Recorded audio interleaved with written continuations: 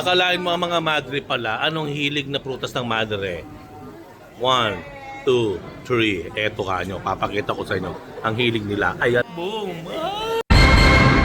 Yay! Ang sarap-sarap po. Sister, ay! Super. Sister, mga...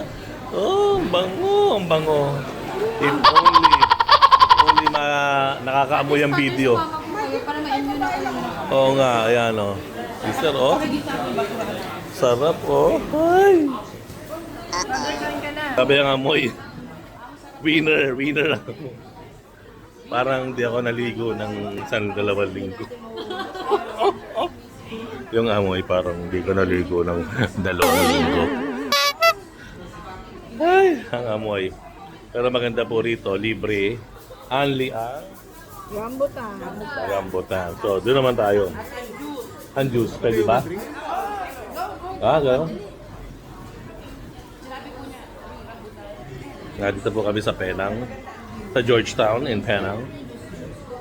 Nandito kami sa Durian Valley. Ito yung mga madre po na mahilig. Ayan, no. Pauwi na lang. Nagbalik pa. Ano ba maganda po dyan? Ano masarap? Bakit masarap ang durian? Tastes like heaven. May mga bagay pa Lasa? din na hindi mo kaya ipaliwanag. Damdamin mo na lang.